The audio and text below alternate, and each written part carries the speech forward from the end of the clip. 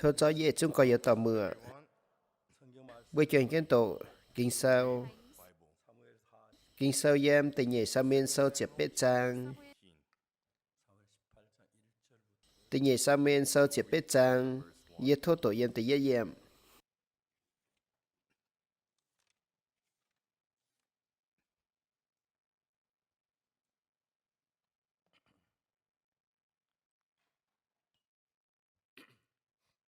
đó tức bởi liu yết thô tổ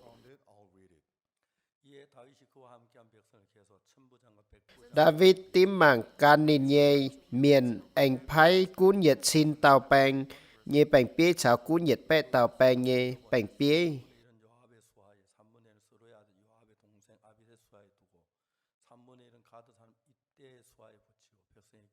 David và pun chun bèng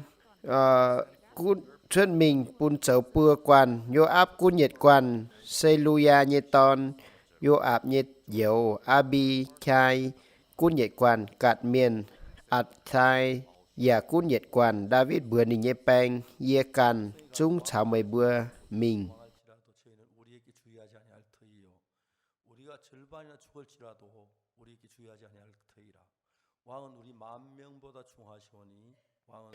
bà nín nhé bèn con mày mấy tụng mình sẽ con nhé bữa ở chủ bèo nín bữa phun nhé bữa mấy lồng kiến mấy cuốn nhé bữa chủ tài nhiệt bữa nín bữa già mấy phun nhé bữa đồng hai lồng kiến bà hung tía cao chạy nhé bữa nhiệt vạn tàu mày dèm chiến trình của nhựa dịu lấy thầy nhé bữa sẽ cao lũng hung tía con mấy bữa bượt hãy nhung họp ye chiều hang bữa nó cháu hung tia chiều sâu chiến trình cành đảng chuồng bang chun bang chuột mình bên nhiệt quan mai nhiệt bé tàu phai nhiệt xin tàu hung tia phá yo ạp abichai sao ít tai vừa ye nó thô hình chầu pun với tàu miền lùn miền xe áp sam lôm hung tía cha và con Absalom nhé cháu bữa nín nhé bánh bế vớt chản trường miền nhà hai mẹ David nhé chuẩn bánh xuất mình thảo sao Israel nhé chuẩn bánh bó trả nín bữa dêm Ephraim lồm bó dêm này Israel miền xuê David nhé chiên vớt trả vươn hoi chủ tại nhé miền chám hầy chúng mày y vạn tàu vớt hoi bó trà nhé xì dàn mình buông vớt tế tòng nhé đau tải vớt lồm nhé miền cao chăm dù đáo tải vớt tế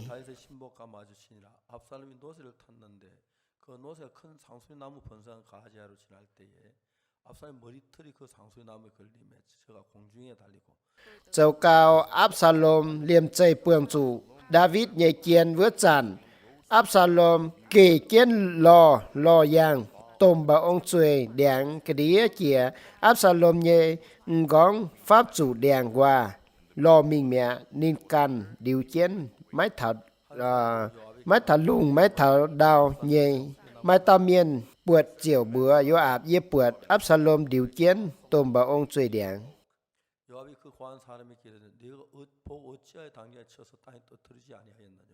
Yoab bữa nín tông tàu phiền tại bữa nín với tàu mây bữa nín với nhung mây với hái tiều mấy hát nín đót dẹ đào tái ye ăn hay cho dẹ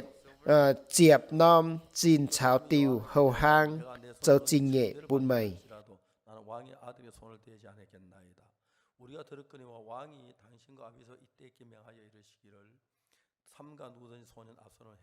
bà với tàu miền tàu Yoab mấy cuốn ye nhẹ ye bữa nán yết xin nom chín ye ya mấy sung bữa hỏi hung tía nhẹ ton về chủ ye bữa tu hải hung tía hạt mây chào Abichai chào ít thai nín con về ye thô cầu với tàu miền lùn miền Absalom bà sẽ con ye hỏi nín nhét mạng ya mái hai nhung bình tu hung tía chiến mây can ya mái hai bèo mái tu ye Yoab con ye mái ỏi chào mây quảng giang hồ Yoab chiều nan chiến bùa tiểu trang nang dốt bìa Absalom như bà diêu tùng Absalom yếm bà ông chuối đèn trọ mai mảnh như chẳng hộ mai chiếp tao miền lùn miền tùng tỏ yêu bó chả như vừa kín vừa chiến Absalom tài nín tại giờ thôi tổ dậy bữa nay bữa tổ kinh sau bữa hiếu tu kinh sau sẽ chiêu thiên hùng nghe tổ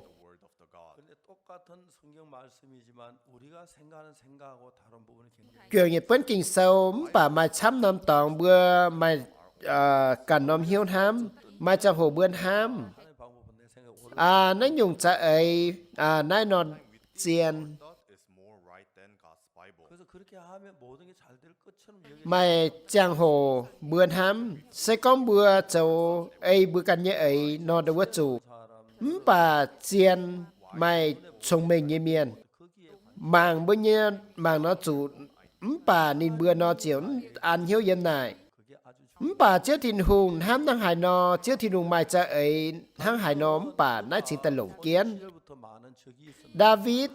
ye ta miền lùn miền bà mà chám ta vinh vang về chiếu nhẹ en David nó hình kia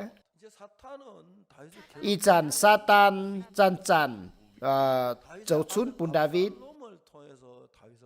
Satan kia châu công kia nên nghe ton Absalom tội tỉnh David mày bỏ chả vừa chủ nói dùn bỏ chả chào Absalom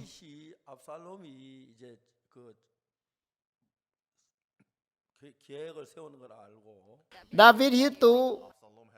Absalom nhớ cha ấy tài nín bà David chính tài biểu xuất kia hung xuất khỏi hung tín với chủ Absalom cún yếm này hung tín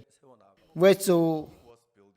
thấy nín nhẹ cua phao tài tu vườn David yếm chủ chùn suốt biểu quảng bà bữa màng bượt thảo chiên chiếu thiên hùng yếm cần lên thành bùn David với chủ yết xiên chiếu Giêsu đảng với ye tàu miền khúng mình lấy bài tòng ye tàu kiều bang miền tháng bài thảo ye xin chúa bài lựa chân nhẹ ye chỉ chúa hàng đảng với ye cho trả chám con bè chám ye hiếu tu ye chỉ chiên ye nhẹ chuối ye chủ đó tình nhựa về hát này ye mượn chăm ta phiên sai như chuẩn tổ và tôi này cha trang hồi Kiều Bang tôi ye mình xe trưởng lão Kiều Bang với chủ ye cha chăn mượn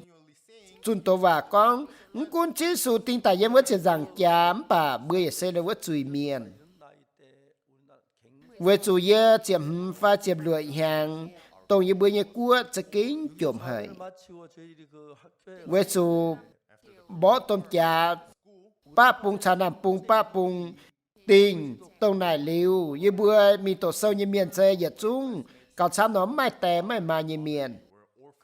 của phụ chơi của Hàn hăng yếm nấm lặng hay nấm lặng và mai phụ chơi tôi nản như huynh tôi này ye nó chạy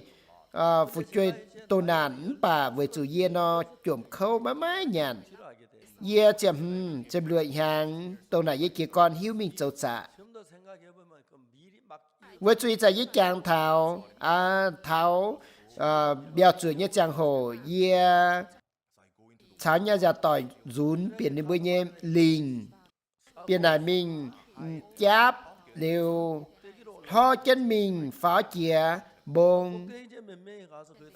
bông liu y bữa yết xuống cáp xuống cho chàng bữa chén y bữa tàu tài liu y bữa cho bèo tại piu với chủ y bữa cho tại núm liu piếm quảng liu với chủ núm với tế khu nó nhìn hú chuột piếm quảng liu nhìn tế khu nó đại quảng liu ye chàng thảo nó hắn này nó yeจะ kính ỏi nhàn với chú gà há nó như bữa anh chỗ trả niệm để bên nhà đòi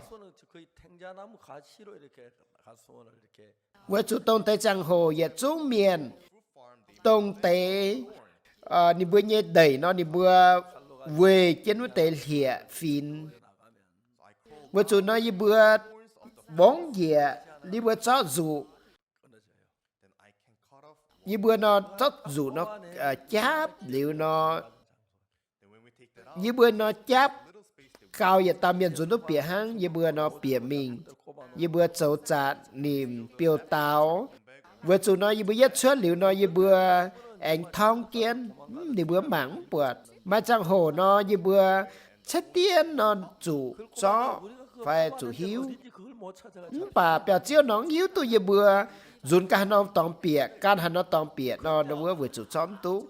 vừa chủ tôn tay chẳng hồ nó như bữa nam can nhung bà hát chản mình thảo kiều bang bữa chẳng vừa chủ nó yên nó mình cháu trả ye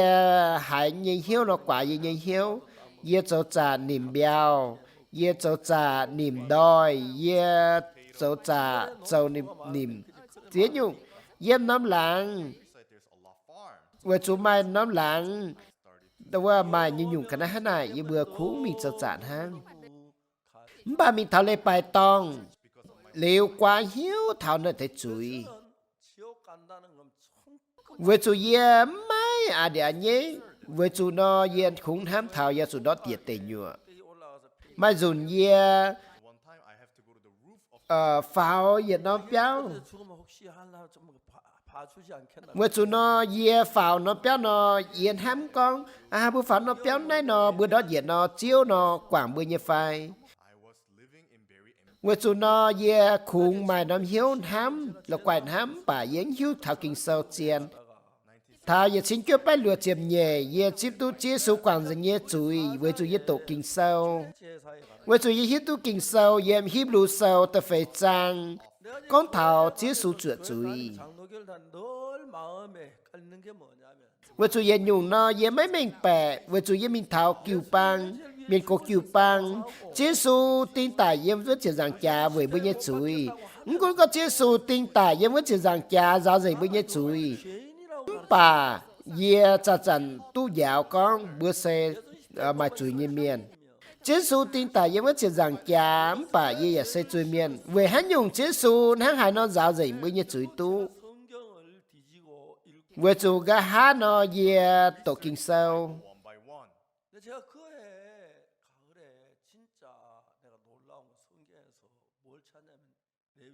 tôi là nói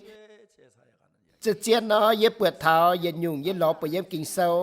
kinh sâu yếm lê vi sâu ta phải chăng yếm lê vi sâu ta phải chăng ta yếm nhung xe con thảo chùa chuối về ye chuang Israel ta nhẹ xe đâu à miền cố bám chuối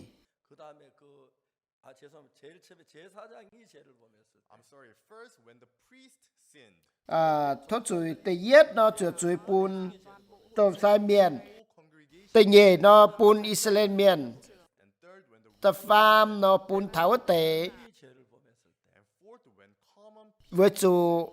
ta phải anh chùa chuối pun thảo bẻ phình nãy nó chùa chuối về bây giờ chuối nó yên này hắn này nó ye tổ kinh sâu lồng nghe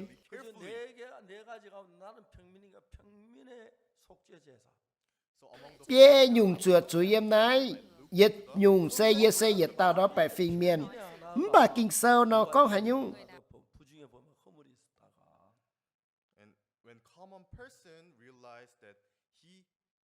sẽ có hạt tàu bè phình sắp bờ bám tông chiếu hạt mắt tung châu hạt nhung chuối nín tòng mía nín yết hiếu tu nín bám nhé chuối nín ở chủ tàu máy vải phẳng nhé bậc kia dùng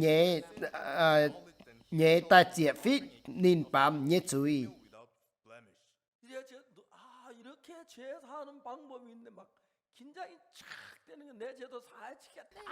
nãy sen chiếu nó chuột chuối với nhung bữa nhé chuối nó giả tú chùa giả tú quảng vừa chủ gà há yên tổ yên nhị chết chúa ôi chủ lồng to lồng to bùa man chén chia phía chuối nấy tàu dùng nhẹ nhàng gón yếm tài bữa chia sang khu nhẹ tòng tài yếm dùng nó yếm mấy bị hiếu kìa với chủ chữa chuối yếm nái nó ở chủ lồng dùng nhẹ mấy vài phẳng với chủ yếm kinh sâu nó có lồng bùa man chén sang khu nhẹ gón nấy tàu sang với chủ bữa bền kiểu ba miền cô phải phiền sang nó bữa cho bữa man chén với chủ nấy tàu dùng nhẹ nó bền kiểu ba miền cô phải phiền sang nó đâu có chính tài cho bữa man chén gón về hắn này yếm nó yếm mai van này kinh sâu với chủ yếm tổ kinh sâu yếm thiên tề tàu tổ chân mình nó dễ hiếu tu yếm nhung kia kinh sâu nó tao bún ye tổng với ye ỏi nải với chủ nó yếm tổ kinh sâu lê vi sâu chiệp lụa trang nghi chiệp yết với chủ lê vi sâu ta phải trang nó đúng không lồng bữa man chén với chủ nó giếng bữa thảo con sẽ nhung nó lồng bữa man chén yếm kinh sâu nó hang hải nó phía với chủ ở chủ lò thiên hùng nghe kinh sâu với chủ yếm này như nhung xanh khu má mai hải tàu nó mai nình nghe yết tỏi má mai yết tàu yết nhung nó xanh khu nó mai nình nghe tỏi với chủ nãy xe chiếu con như vậy với chủ yếm màng bữa thảo yết chúng yết nài nhé và yếm kinh sâu nó tút tao hang nó tế xanh khu nó mai yết tỏi chiếu thiên hùng nó chạy như nhung xanh khu chuyện nó mai hải tàu nó mai tỏi cún yết tàu phụ quê xía miền hết đồng hải bà yết tàu chàng ton hết đồng hải bà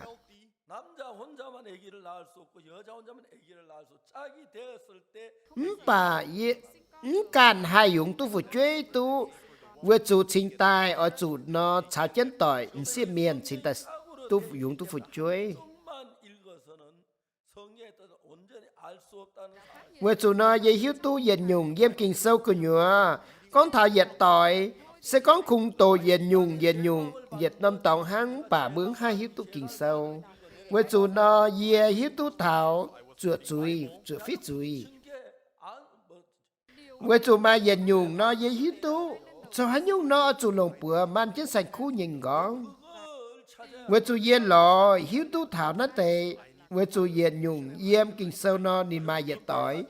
sẽ có ít sàn bữa mai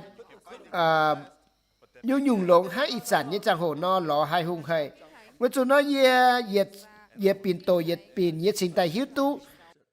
yếm lê vi sâu chiếm lụa trang nhị chiếm lụi nhị chỉ ye yếm nên chiều lồng bùa lồng sung bùa man chén nàng với tàu dùng nhẹ nhưng ngón nhiệm Israel miền nhiệt chúng châu hiếu ngành châu ó châu nhiệt chúng chuối an chén dùng nhưng ngón gà há bùn phai chàng như miền tàu dùng bùn vua tới bùn hoàng về chú ít sản nó tu chuối quảng liêu về chú chuối như con chít bùn miền nó chủ tài với nhung nó mà nhung tao ở chủ tài về bữa với chủ chiếu thiên hùng nó kín nó kia dùng nhẹ với chủ nó cho bữa man chén dùng nhẹ nhưng gón yếm này nó bữa nhé chuối nó suối kia yếm nó tàu sành khu yếm lê vi sâu chỉ lụa trang như chỉ yếm nín lồng sung bữa man chén nàng với tàu dùng nhanh gón nhiệm Israel nhé trường miền châu hiếu ngành châu ó châu nhé chúng chuối an chân dùng nhanh gón với chủ lồng bữa man chân sành khu nhanh gón Israel miền nhé chuối nó suối kia nó tạo sành khu với chủ nái nó kinh sâu nó tu phía dèm chân lồng ngày và với chủ nái nó có nhung chế ở tông nín con thảo chiếc su nó ở tai với chủ bữa tổ chén bữa chủ tài hám Yếm kinh ngựa kinh sâu, mắt thái sâu tập phạm trang. Mắt thái sâu tập phạm trang, nó mai kinh sâu nó có này nó. Với chủ yếm, yo Giêsu mình thảo với Galilee mình, lò Gioan thế nên chỉ vươn nhân lệ, với hai tiểu Giêsu ở chủ chỉ vươn nhân lệ. Giêsu giờ tao miền nó mãi chui, với chủ Gioan nó mãi ỏi, thấy Giêsu chỉ vươn nhân lệ, bà Giêsu mình thảo Gioan, như dặm hiên nó ỏi Gioan thế nên chỉ vươn nhân lệ. Giêsu ta thảo nó bằng kê nó tài đam, bằng kê miền nhất chui. Với chủ đảng, với nhất chui, nó bằng kê nhất chui nó chủ suy chĩa, yếm Gioan nó suy chĩa Giêsu. Với chủ Giêsu chỉ vươn nhân lệ, giúp lồng bùa man chân nìn. Với chủ yếm, chỉ vươn nhân lệ, nãy mấy chế nó, nãy có hiếu quảng chui. Nãy xe chẳng hồ nó suy, nãy tệ chui, chĩa yếm chiếu Giêsu. Với chủ yếm nãy tệ câu nó, túc phía chân yếm mắt thái sâu tập phạm trang. Với Giêsu nó chỉ vươn nhân lệ, Gioan thì nên chỉ vươn nhân lệ. Với chủ Gioan mấy ỏi nên chỉ vươn nhân lệ, Gioan có mở chiên nó mở thành chỉ vươn nhân lệ. Giêsu con, mày cuốn chầu bữa hàng nay chầu xe chầu tu họp dạy thì nung như ấy. Với chủ nó ỏi chủ lấy thì như ấy sẽ chủ giáo dành lùng điểm như chuối lồn hơi ni bữa chủ lùng bữa man chết sành khu nhìn gón bà kia dùng phải dùng nãy dùng xây nó con thảo chiếu Giêsu. Với chủ sáng như ngành và Giêsu ở chủ kia vươn nhân lệ. Gioan thành Giêsu kia vươn nhân lệ. Mấy chế Giêsu có hiếu quảng chuối. Nãy xe với chủ suy chuối bịa yếm chiếu Giêsu. Nãy yên dùng yếm này mắt thái sâu tập phạm trang. Kinh sâu xe chữ ký nó bữa hòn kia. Yếm kinh sâu Gioan sâu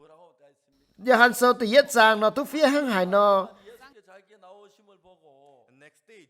Tới nhẹ hỏi Gioan bượt Giêsu hùng trên nền tài chiều có mà thiên hùng như bởi kia dùng ton tổng thể bà miền như chuối với tao. Yên dùng sẽ kính bữa hòn. Với hát này bữa nhé chuối mất sẽ yếm bữa mẹ. Với chủ bữa nhé chuối suy kia Giêsu mẹ. Với hát này kia ta nhẹ hỏi Giêsu ta thảo Gioan nó con. Mama thì nung nhé bởi kia dùng ton tổng thể bà miền nhất chuối với tao. Có nhớ tò mưa bữa dịch dùng lồng kiến chìa dân nái sẽ hãy nhúng. Mấy cún mày bữa nó hám hài nó ấy bà. Vừa chủ bữa nó hám nhé cháu. Bữa nhé ấy nó tòng. Mấy bữa có nhớ tò mưa hiếu tôi nhé phai. Mấy bữa nó mưa tôi nhé phai. Mấy bữa nó hám nhé cháu nó tòng sẽ nhé phai. Bà chiếu nhé tổ nó đâu có tòng nhé phai. Chiếu nhé tổ nó hai tòng nhé phai. Chiếu nhé tổ mấy hai tòng. Chiếu nhé tổ diệt xin hàng phai. Nhìn đẹp vì hăng này diệt chúng bữa nhé chuối suy chìa Giêsu. Amen. Yên dùng lồng kiến yếm này diệt chúng bữa nhé chun tổ và tu chun suốt bữa lồng trong chính xe Giêsu. Mấy cuốn có nhớ tò mưa bữa nắng hài nó chun chiếu nhiệt tổ ấy bà lông. Non mày bữa nó mấy tổng hiếu chả chiếu nhiệt tổ nó đâu có mấy chiên. Bữa mượn chiếu nhiệt tổ. Bữa hiếu tu bùn gọi. Bữa màng cả. Bữa nó xiên nó tỏi kinh sâu nhiệt phai. Sẽ có bữa nó con thảo chiên. Bữa nó tu chiếu Giêsu quảng bữa nhiệt chuối. Bữa nhé chuối suy yếm Giêsu. Yếm cho đến đài với chủ đó Gioan thấy Giêsu kịp vươn nhân lệ. Ye chúng bữa ye chuối bàm kết ye chuối suy kia Giêsu tại vì họ Giêsu hùng kết Gioan nó tài Gioan cho con mà thiên hùng ye bữa kia dùng ton tổng thể bàm ye ye chuối vừa tao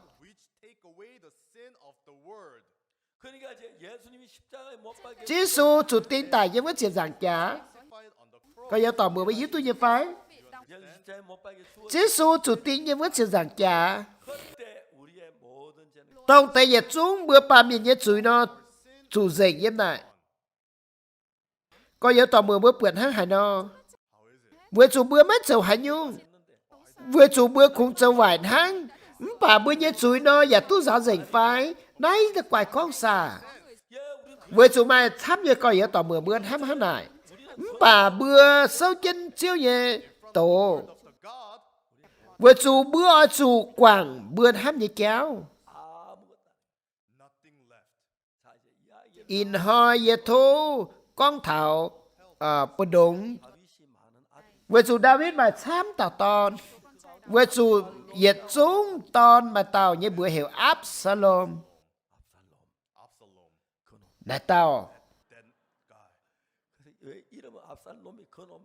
với hết điều nó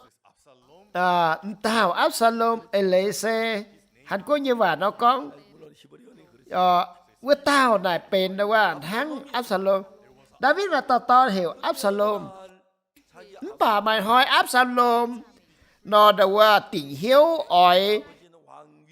cho nên như tiền như cua với chủ liều lệ bang Yết chúng Israel miền nó đi bữa hùng mình Absalom với bùng Absalom mà bia cho kinh nó rồi với chủ Absalom nó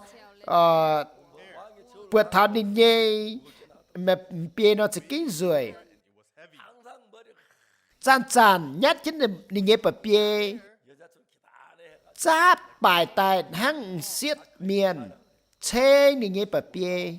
mình hỏi Absalom nó đã qua bỏ David nhiệt trình David hai con sẽ con David chán chuyện chết nhiệt trình hăng với chủ yết chúng bang David nhiệt bang trả Absalom nhiệt bang nó bỏ trả với chủ chỉ mai cầm gì David nó chỉ suy biểu mình về hắn này Absalom chiều bìa David nhiệt tịt mình yếm này tài David nó chiều trang như mẹ nó khủng biểu ít nói bữa tổ kinh sâu yếm nãy tổ kinh sâu yếm kinh sâu Samuel sâu chỉ biết trang Absalom chào David đó là bỏ trả như trang hồ yếm đào bèn yết chúng có yếu tỏ mưa David sẽ yết tàu miền nó chỉ kinh quay đó là bỏ tôm trả David nó phái bún gọi những bánh bữa quan với chủ bún cha ấy những bánh bia con bữa những bánh bia con dê nhà bình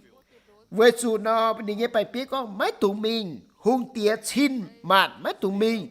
với chủ chẳng mây yếm nái và thành bún như bữa với hắn này yếm này David nhé bánh nó đâu có xuất mình nó chào David Absalom nhé bánh bỏ trả với chú ý chán bữa giờ nhung bữa chán hiếu tụ nói này Absalom sẽ xiên đi cần như miền trên nó mấy lồng thảo đâu có rụt đáo thảo bà nên nó sáng tụ này nhé tia nhé của với hắn này nó chám tạo bánh bia can Absalom với chú Absalom xiên bịa can yên nhung lòng chân kia bữa xiên Giê Giêsu Kitô cơ nhựa cũng có bữa hám hài nói bà bữa chú mày bữa hám như cháu đồng hải bà ở chú nó bấy mà cả mày bữa hám như cháu tỏi kinh sâu như phai mày bữa chú cha màng mày bữa nhê hám như cháu nó tỏi kinh sâu như phai mấy cuốn có yếu tỏ mưa bữa mai trông mình đồng hải bà sẽ con mấy tỏi kinh sâu nó với dù nói bữa nó chiều bà gì cũng có giờ tàu mưa bữa nắng hải no giờ tàu miền hung đồng hảiป่าsẽ có mưa tổ kinh sâu xiên bìa kinh sâu can kinh sâu như cháu ví dụ nói mà bữa chiều bên giờ tàu tôi nhún như miền Absalom sau này nghe chuyện mình bỏ trả Dèm nãy Absalom giờ tàu miền nó đâu có chỉ trên tàu mà với chủ chỉ trên mà bịa cái nhựa lộp Absalom ý sản nênเป็นhung với chủ bữa nóเป็นhung nó yếm bữa nó giảm mai miền cầu bữa thành bữa bà má má giờ tao miền cầu nín nó can chế chén tao mà bịa cái nhựa lộp hãy sàn mà mình nó nín đếch vào đâu đếch vào đếch dịa nó hắn ạ với chủ đếch vào nó đâu bia nó chịu đáo tài nó bia phính vào nó khoáng bia đèn hòa với chủ nó bia nó diễn vào nó đái vào nó khoáng bia đèn hòa với chủ mà thiếu mình liều đếch vào đếch dịa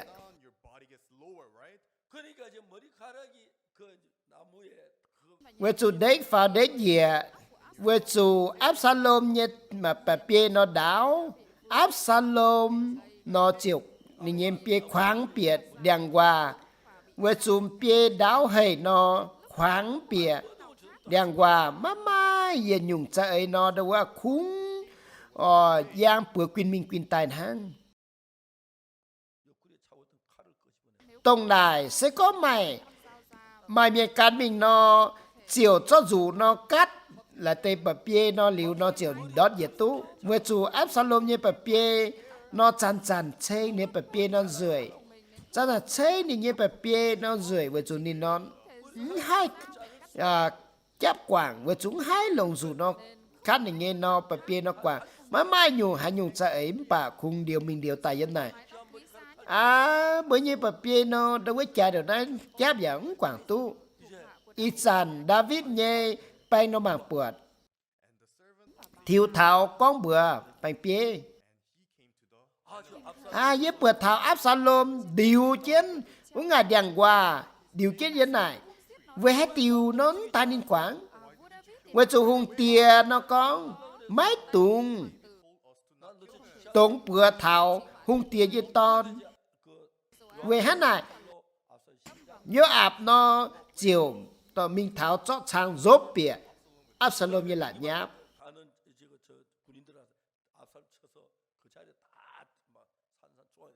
vừa chủ yếu chúng tao vừa kín nhé nhớ ạp nhé bánh nó tại Absalom nó bùng Absalom dịa nãy giờ nhủ yên nãy sẽ hả nhung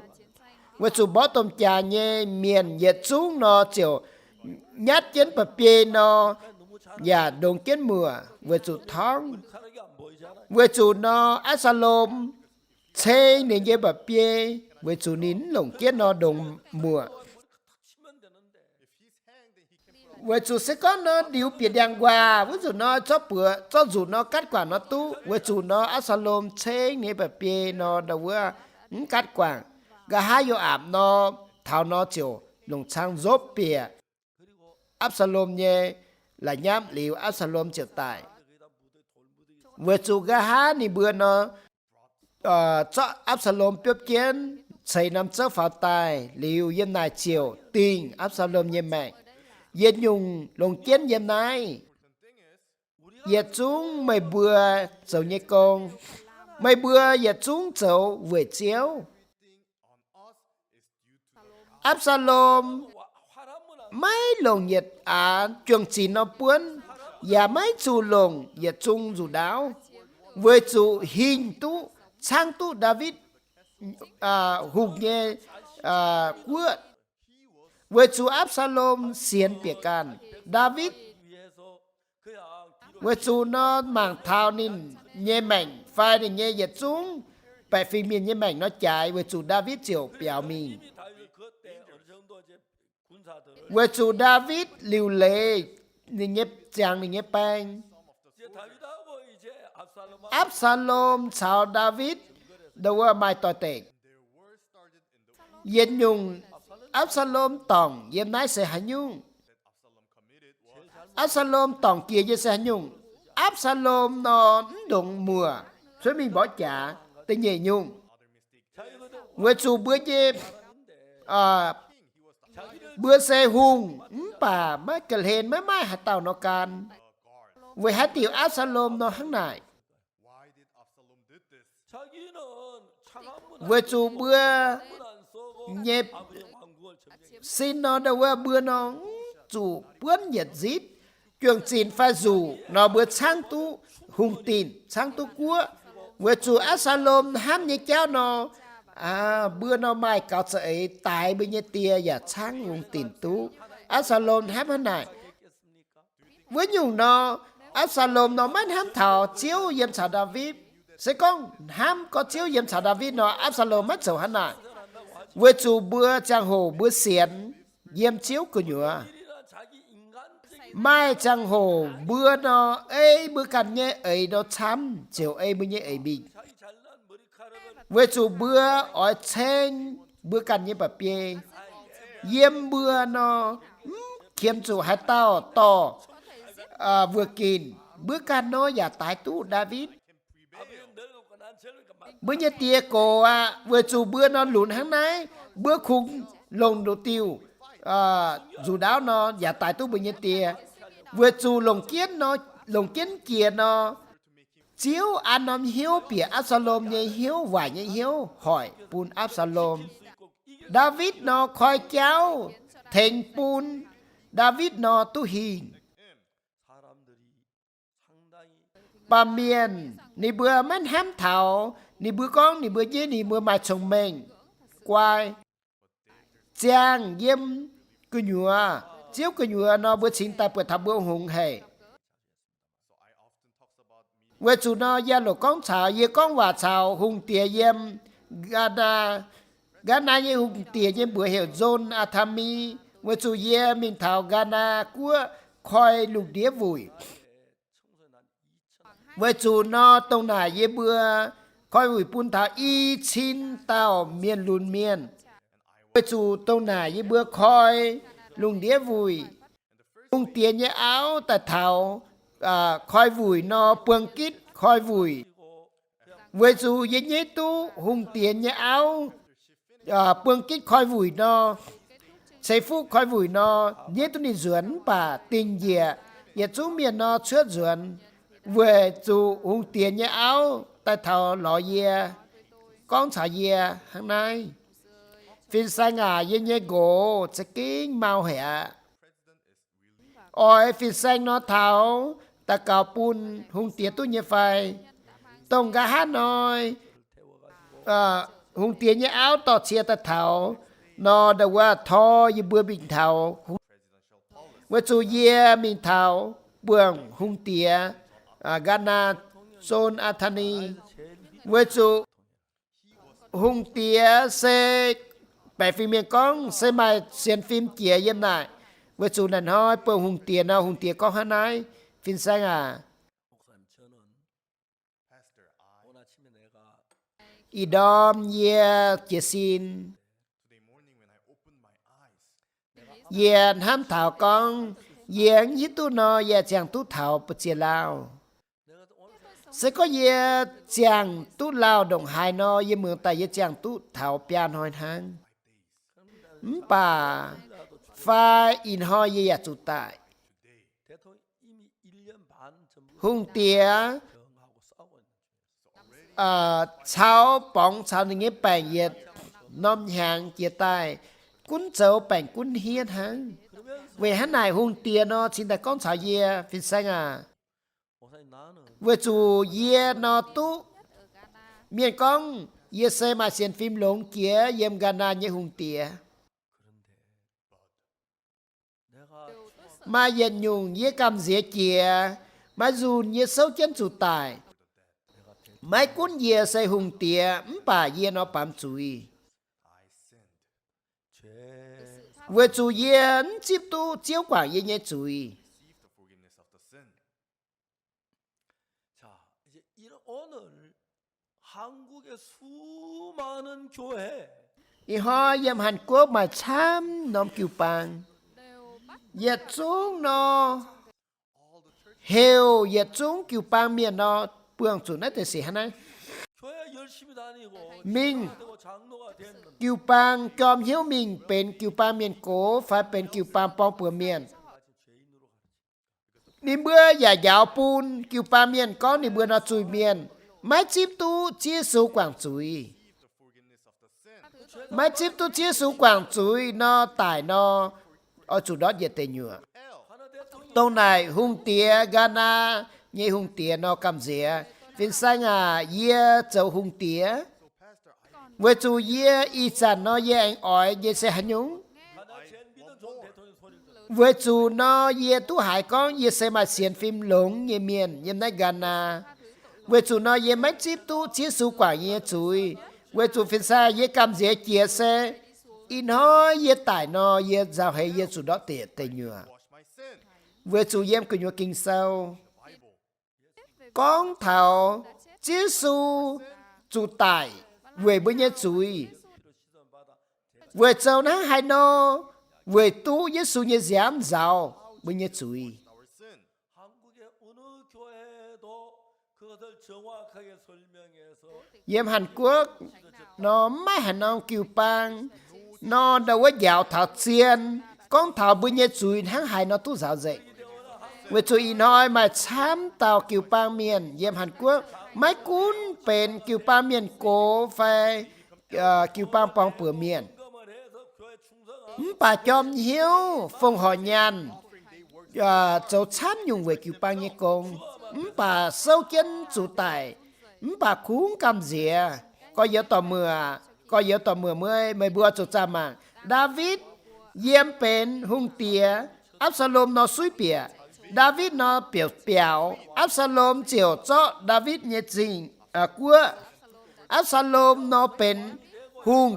yếm này David nó chiều biểu với tụi nó chủ tài 이건 압살롬의 nãy sẽ Absalom như ấy was the idea of Absalom. 그 하나님은 bà chiếu thiên hùng nó mà nó hiếu nó hắn hải nó 자 여러분의 개 có yếu tỏ mưa mới bươn hám mà cả bưa chồng nhé công lò nhàn phải bưa alo chồng nhé công đó mượn ai Children and about the money. 대부분이 이게 하나님의 뜻에 의해 되어졌다. Việt chúng nó khủng hám ấy bữa cần như ấy hám con bữa chầu túc công lộn phải bữa lò nhàn nó chè Job making money and making children, not through the will 여러분 of 어느 God. 면으로 볼때 bà Việt bung bữa mảng bữa thảo mảng háng Absalom nó bền hùng Seems like Absalom almost bà David nó bền hùng với chủ chiếu thì đùng nó kín David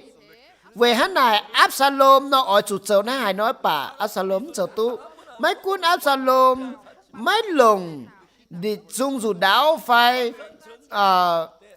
chương trình bướn bà nó Absalom nó sang tu cua với chủ Absalom mà nó hiếu hám Absalom với chủ nhìn nó bượt thằng này nghe bà bia nó rồi Absalom nó chiều danh tu hung tin với chủ bó tu hình hung tía với chủ ít dàn bữa châu như công nó tu nó ít dàn nó bữa nó tài hung tía nó giả tài tu mấy lô đồ hại 자기면 신이 나서 말을 놓지 cún con bữa đủ can bữa nó đâu có kể kiến mà nó mình với chủ dân gieo ăn hết nhé mình lò David bà thảo nó tàu mà đếch nó ở chủ mà đếch phao nó ở chủ đô ngón dìa với chủ bữa thảo nó tàu mà nó and come down your head. đếch phao liệu ai đi đô dìa với chủ nên nó bà bia nó chịu khoảng cái này với chủ nó yếm cái đĩa bung nó ta mà nó thiếu đút mình bà nên nó chủ điều kiến yếm đèn tuổi sẽ có bữa nó chủ chóp bánh dù nó trước tài nó cắt và bia liu nó đón dễ tài hụt hay 머리카락을 왜 자르 với chủ nó tay bà bia nó rời đồ nái trái đồ nái nó bữa nó cắt chấp quảng 이걸 어떻게 잘라요? 중동 về chủ bữa nó nếu hai nó đều có chấp và quảng tu sẽ có chấp quảng nó phun bữa nó chủ tài nó cả lũng về chủ nó tiêu diệt tiêu câu nó mới sẽ cùng con thảo Absalom nhé câu thắng về chủ in hoi mà miền xám mà chồng mình giàu hiếu về chủ yếm bữa xiên về chủ nín bữa xiên yếm lại cái nhựa mà sắp tao nó hùng hầy cũng có bữa bền kiêu pang bong bữa miền phải kiêu pang miền cổ bữa tu con thảo ôi như bữa kiều pa miền cổ nóจะเก่งnó chàng tu xiên phim lงอยากมาชมเมงป่าเยี่ยมเมืองข้างในยี่เบื่อnó kiều pang miền cổ nóอย่ามาช้ำตาสวยอย่าควายอย่าไม่เจ้าkiều pang miền cổอย่าเป็นเจ้าเดียทรายเบื่อฝุ่นเยี่ยมเบื่อkiều pang nó nayไม่เจหลงเจียนไอ้เบื่อห้ามยี่แก้วnó con bữa non hăng tu hình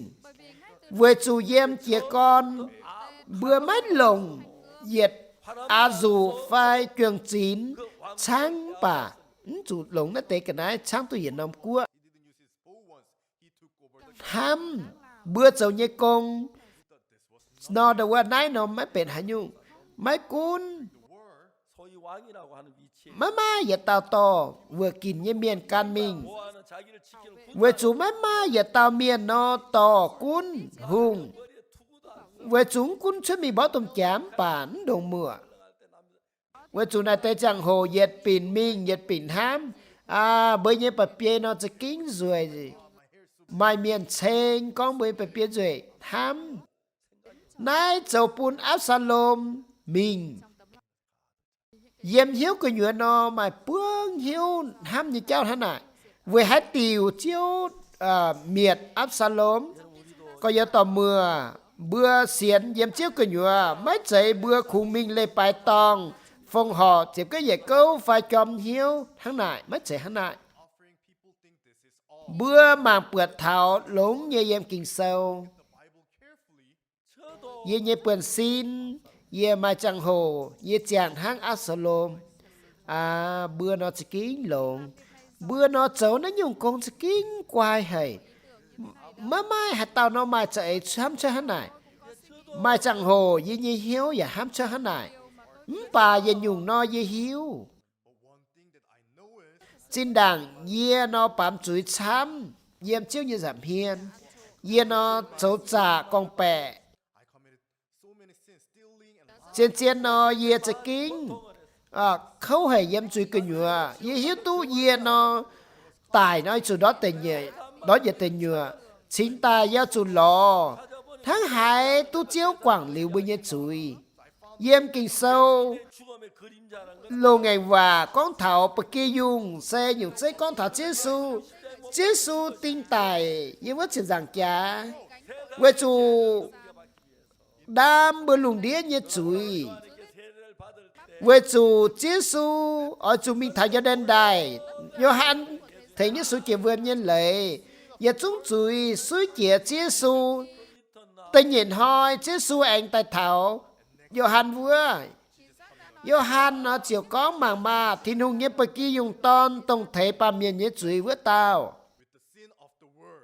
이 요한복음 1장 20절에 mà miền chám tổ kinh sâu phao hiếu Gioan sơ tự nhất trang nhìn chỉ chúa nhiệm 그 내로 많은 사람들이 성경을 외워요. mai miền chám tổ kinh sâu ni bữa nó chùa kinh sâu liu ba ni bữa ya có ni bữa xây chuối như miền 죄인한 사람의 죄는 예수님이 안 건데 bữa chúng tây miền nhất chuối nó mấy tu suối chia chiếu Giêsu yếm kinh sâu nó con chuối Giêsu quảng bám kênh nhất chuối với nhung bữa nhất chuối ya tu cho mình mẹ 시대에 못 박혀 죽었지만 내 죄가 sẽ có bữa nó chui miền ấy lấy xe Giêsu tinh tài yếm với chỉ rằng kém bà Giêsu anh liều nó thể chui bún bữa kinh sâu mấy con kinh sâu nó con việt chúng bằng kênh như chui suối kia chiếu Giêsu với chủ lồng kiến kia híp lu sâu chiệp trang chiệp yểm nó phiên hăng hải nó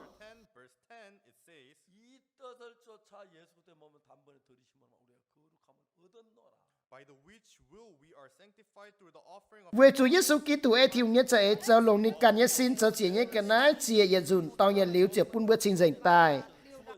Giêsu Kitô lòng nên can chia giờ dùn died once for all. nái hiện nhung nó mà nhung phun thảo bữa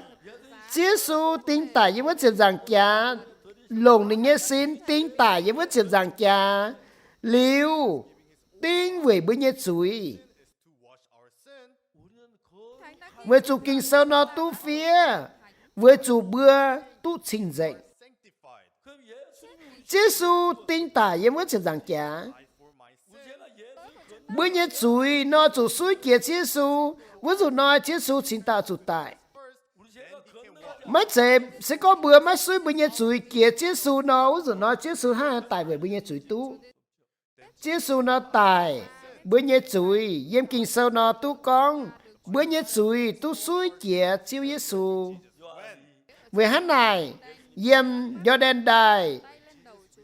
Johan lòng bùa man kiến chiếu Giêsu nhìn gọn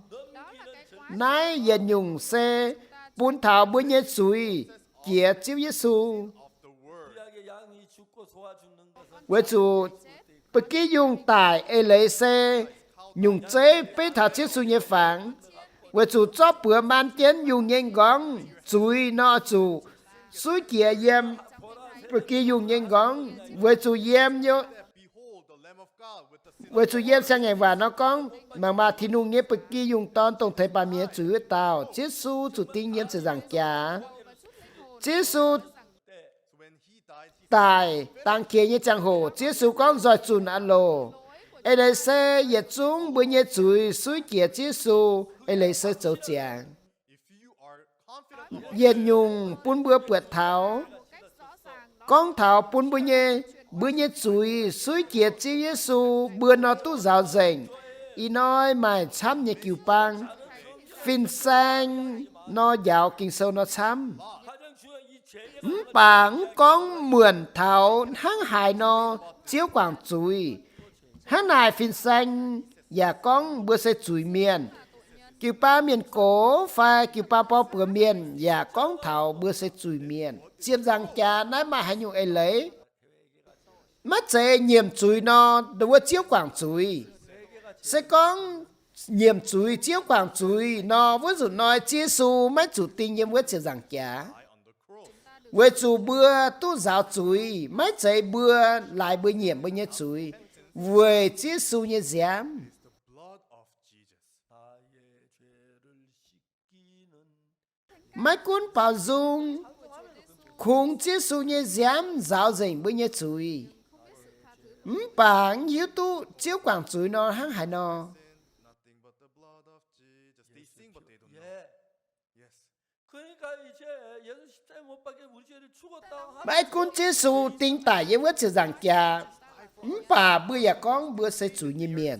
이 몇 명이 그래 한국 그 nhà chúng miền 교회 목사들 châu Phin sang như miền yêm Hàn Quốc kiều bang thì bữa đó có hắn này Teach like this. về hắn này mà chám tao miền nên bữa đó chính tài xiên như xuống bà và yêm chui cửa nhúa 성경을 안 믿고 자기 hắn này ai lấy xe nên bữa nó mới xiên chiếu nhiệt tổ xiên bữa ham nhiệt kéo chiếu nhiệt tổ nó có hay nhung bùn bữa yêm lô ma sâu ta pham trang nhị chợ pham yêm In Romans chapter 3 verse 23 it says for all have sinned but come với chủ mẫu là miền chúng phạm chui lệ tu thiên hùng như giang làng cô nhị chợ phê yêm bà thiên hùng bài bài chạy en lồng Giêsu Kitô chủ miền duyên chiều bún miền chào nín họp hiếu tài being justified freely by his grace. 이미 우리는 yên nhung bún bữa hiếu tu bữa nó tu giáo dành chui về Giêsu như giám Saying that through the blood of Jesus we are already washed and we became với chủ yếm kinh sâu yếm tự yết Corinto tự luận trang tự chiệp yểm nó hát này nó con nãy nó tu phía nãy nó saying lũ miền máu cả nãy hốp tiêu win con tổ miền châu chạm nãy nhung miền mái tu yếm thiên hùng như cúa extortioners shall inherit the kingdom of God. yếm chiệp yết yểm xin đảng mấy bữa ya mai tế châu nãy nhung miền bà ít sản mấy bữa Yes, we mấy tiệt chúng bữa nó bám chui bà mày bữa khảo Giêsu Kitô và nhờ cháu mày bữa nhé thìn hùng nhé sinh linh chiều tú Our God, 시성과 giáo mày bữa nhé chuối pun mày bữa bền thìn hùng nhé xin dạy miền but ye are justified. anh thì nói với chú yếm In English, it says, but. 너는 씻어졌다. thánh tội tiếng Anh nó con thảo bớt mình rồi với chú nó tú chào thìn hùng họp hiếu mày bữa bán chuối bà Committed sin. bà But với Giêsu 너로 말미암아 through the Jesus, tú giáo dành sinh dành mình we are, tú chào thìn hùng họp 졌다. we are justified. nái xe chiếu nhiệt tổ This is the word of the Bible. in hoi mày miền chăm yên kiều bang tín đồ với chú pun kiều bang miền cao hung hầy dạy rằng mình với chú giáo pun đi bữa nó chui miền And they still teach them that they are sinners. đã phát hiện ra ye hiếu tu tiền ye chẹp chuối hàng 교회 khi tôi gặp các ye hái tràn phương miền lùn miền yêm kiều bang nó ya lộ con thảo chia su quảng chui mày hoi 원한 목사님 đã phiên sang nó đâu ở mái ở ye One day, pastor, he struck me. 박우수 선생 주일날 차 탔다고 bữa kiều bang miền mượt vào ngày chủ nhật chỉ con thảo phiên sang bác nó nếu chia dân tình công thôi nó mãi tu chip sinh hàng 점수가 뭡니까? phiên sang à đỡ tiền mãi tu chip sinh hàng sẽ hành nhúng So you cannot join the Holy với chủ nó bám chui mãi tu chip sinh hàng 주일날 오후에 với chủ phiên sang nghe xía nó non lệ bài nếu chia yếm thầy cô duyên béo với chủ tình công thôi bữa chàng liu lung án nó ảnh nếu chia mình thảo thầy cô church on the Saturday, and on the Sunday, she ride a bus to go back to Daegu. 내가 목사님 따님이냐고 소리가 이만큼 đó thì tâu này yếm dây nhây hiếu gái của một sư mà mà nó hiếu lắm à I can tell because it was making him uncomfortable. phiên sang như xía nó trầu như xỉ nó bữa như nhẹ tháo ngành gón với chủ ye chăn chăn nó mà nó yên hiếu môn với chủ hái nhung trầu bùn chiếu hiếu môn kia cho huyết của Chúa Giêsu với chủ nái trầu bùn chiếu su như giảm ye với chủ rằng kia mãi mãi hái nhung ấy lấy bữa nó trái kiến Giêsu Kitô 죽었는데 죄사했다면 예수는 실패했다는 얘기. sẽ con chiếu su như giảm liều suốt ye với chủ rằng kia mấy quảng tu bên như chuối ấy lấy xe nái nhung giảm mãi mãi như ấy lấy với chủ kinh sâu nó con chiếu su mấy bài chiếu su tài vời bên như chuối đã sửa tội lỗi với chủ giáo dành bên như chuối bẹn hăng song 오늘 많은 교회 십자가 y nói mà miền xám yếm kiều bang đi bữa 교회 앞에 다 châu chiến giảng cha pháo mấy cuốn yếm kiến kiều bang cờ nhựa mai chiến chiến giảng chám bà đi bữa ya con đi bữa chuối như miền ấy lệ chí su tinh tại yếm chiến giảng cha mãi mãi lồng kiến bún đi bữa chí su giáo dành bữa như chuối bà bữa ya con bữa sẽ chuối như miền ấy lệ xe chiếu giáo dành bữa như chuối ấy lệ xe mấy kiếm chủ chiếu Giêsu giáo chuối chiếu su nó giáo yết bươn hang vút rụn hoi nó bữa yên nhung lồng kiến chiếu su mấy chế giáo bữa như chuối yết bươn vừa chủ mấy chế giáo bữa bươn bé phai bia bươn bé bữa như chuối chiếu su giáo yết chúng chuối có nhiều tò mưa bữa xiên tu như phai chiếu su giáo dành bữa như chuối tuân yun tháng này bữa chính tài tu chính dành 압살롬이 y chàn Absalom nhé tu nhìn nó mai chồng mình 이건 하나님의 뜻에 bà nó nhung nó mất chủ ấy chiếu nhẹ ấy 다윗 왕자를 빼앗았지만 Because he mấy cuốn Absalom easily sang tu hùng tin bà used the sword and he died. mấy bèn dù chuốt bà Absalom ở chủ tại này tao Absalom 너 왜 그 머리카락 톱을 쓰지? ở chủ nó đồng kiến mưa bà về hát tiểu nó bún bà piên nó hát này về hát tiểu mấy to bèn can xin về chủ bà piên nó khoáng kết quả đàng hòa nó sẽ có mày xin lên miền nó kép với chủ nó cho dù nó cát phải bia nó đó diện nó và chàng tu với chủ bữa nhé His hair was so good. bữa nó Absalom nó chênh nhìn quay liu chênh này nhé phải bia rồi chênh bún nhìn nó đã qua chủ tại bữa má mai hãy dùng cả chạy chứ su nhé giám bà bài miền chám quảng minh với chủ bầu bữa 여러분 우리는 ham nhé có yếu tầm mưa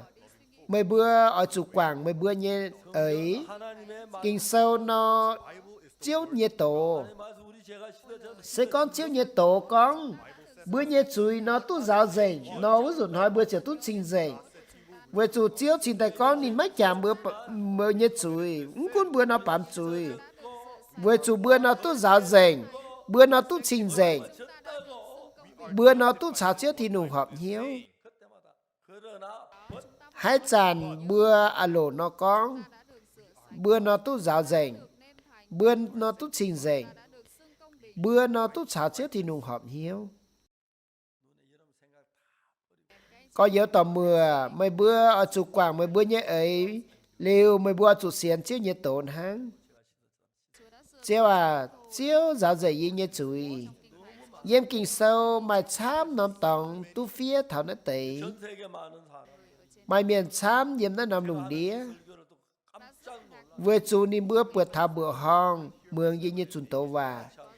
vì mà miền chám tổng hiếu chào yê 자에 못 박이 죽었지만 우린 bà in hoi mà miền chám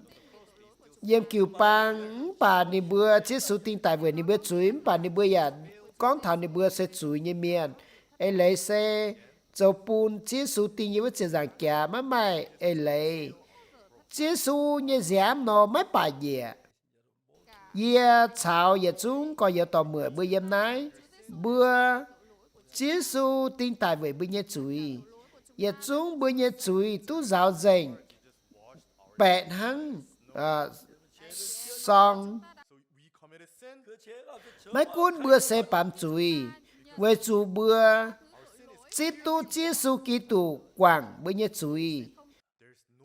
nái nó giả mất mai hạt tàu hạt tình có yếu tàu mưa bữa nhé chuối kinh sơn nó phía con hả nà với chủ bữa con bữa sẽ chuối như miền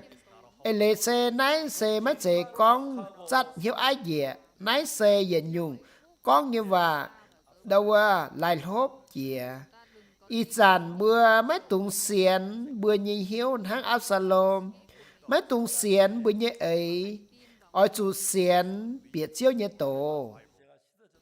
chiếu như tổ nó con giáo dành bữa như chuối mấy hiếu có yếu tòm mưa bữa tổ kinh sâu hang hải nó bữa con thảo bữa chip chiếu su quảng bữa như chuối miền Sam nó chỉ con bữa nó cha về chủ bữa tu cháo chiếu thì nùng họp hiếu về chiếu nhé tổ mai chăm tàu phiên say yếm nai lùng đĩa mường yếm nhé chun tổ và về chủ nín bữa nhé hiếu nóจะkinh hay chip tu chiếu quảng nín bữa nhé chuối yên nhung yê xe chun chiếu nhé khu phiền buông nai nó bàm kên chính tài hắn này yê bữa liệp kinh sâu họ phái yê chung chiếu nhé bầu mình còm lùng đĩa với chủ bữa nó chủ xiên yê xiên có yếu tò mưa mấy bữa bến chiếu nhé bầu chun chiếu trả nhé mấy bữa sẽ con amen hô nhé cả mấy bữa ở chủ con amen lùng hiếu con ít dần bữa nó đâu á hả tao nó cho mai chủ nhé miến nó yê nó mai cho yê buông thôi lành trình